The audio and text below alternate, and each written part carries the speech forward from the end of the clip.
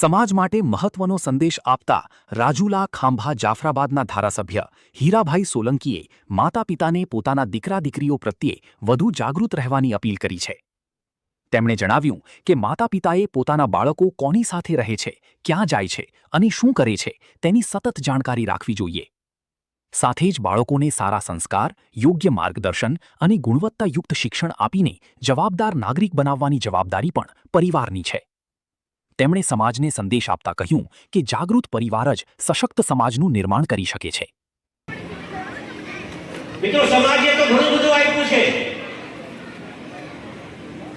પણ વાલીઓને બે વાત કરવા માટે અહીંયા ઉપસ્થિત રહ્યા છે। મનુભાઈએ વાત કરી, એમાં વાતો પાછો દોહરાવું છું। તમે આપણા બાળકોને ભણાવો, ગણાવો, પણ હારોહાર એને સંસ્કાર આપજો। અમને ખબર છે ઘણી બધી ફરિયાદો અમને સુરતની અહીંયા આવતી હોય છે, ત્યારે દુઃખ થાય છે। દીકરા દીકરીઓને જો ન કરવાનું છે એવું કરી બેઠે છે ત્યારે દુઃખ થાય છે। આપણું બાળક શું કરે છે એ વાલીઓને ખાસ ખબર રહેવી જોઈએ। આપણે આપણા કામમાં બહુ બિઝી હોઈએ, આપણો દીકરો શું કરે છે, આપણી દીકરી શું કરે છે આપણે એને બધાને ધ્યાન ઉપર લેતા નથી, પણ આપણી બહુ મોટી ભૂલ છે। અને ઘણી બધી ફરિયાદો અમારા સુધી આવે છે, એટલે કદાચ ખોટું લાગશે પણ માફ કરજો, પણ સાચું છે એ કેવું પડે। એક સમાજના આગેવાન તરીકે કડવા ઘૂંટડા પીવડાવવા પડે અને કેવું પડે। અને હું તો દીકરા દીકરીઓને પણ કહું છું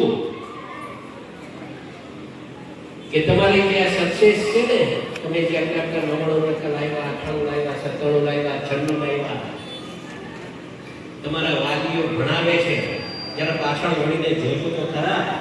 કદાચ જીવે છે ને હાથથી એક જોડ ભારી કપડાં પહેર્યાની હોય, કોઈ તમારા માટે ક્યારેય ખરા કપડાં ન હોય, હારા ડ્રેસ પહેરાવીને તમે સ્કૂલમાં મોકલાવ્યા હોય, બાપે હારા ચપ્પલ ન પહેર્યા હોય, પણ તમારા માટે હારી મોજડી આપી હોય, હારા બૂટ આપ્યા હોય, મારો દીકરો હારો જાય, મારી દીકરી હારી સ્કૂલમાં ભણવા જાય, એના હારા ડ્રેસ આપો, કોઈ દિવસ એની ચિંતા ન કરી હોય।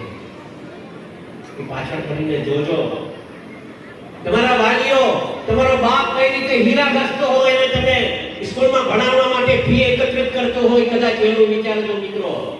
આજે બાળકો જે બીજી વાતો કરે છે ને, બાળકો જે ન કરવાનું કરી બેઠે છે, એના માટેની આ વાત કરું છું। એને હારા સંસ્કાર આપજો। ઘણા બધા પછી વાલીઓ આવે કે ભાઈ અમારી દીકરી અહીંથી આના ગયા છે, આમ થઈ ગયું, તેમ થઈ ગયું, મિત્રો બહુ મોટા આપણા સમાજમાં કઈ છોકરાઓની કમી નથી। આજે છોકરાઓ આપણા જો કટકો ભણે છે, અને હું તો કહું છું જે બાળકને જેમાં ટેલેન્ટ હોય છે બાળકમાં, એમાં જ એને આગળ વધારે। દીકરાને ગણિતમાં આગળ હોય તો એને કોમર્સમાં એને એડમિશન અપાવજો, પછી એને સાયન્સમાં નહીં અપાવજો। આપણી ઈચ્છા હોય કે આપણે ડોક્ટર બને, પણ લાયકાત જે પ્રમાણે દીકરાને સ્પોર્ટ્સમાં આગળ વધવું હોય, એને જબરજસ્તી આપણે એને સાયન્સમાં મોકલીએ તો કઈ રીતે બાળક ભણી શકે? જે બાળકને જેમાં ટેલેન્ટ છે એમાં એને, જેમાં રુચિ હોય એમાં એને આગળ વધારવા નીકળે। આવા કાર્યક્રમો જે થઈ રહ્યા છે એ આપણા સમાજ માટે ખૂબ મોટી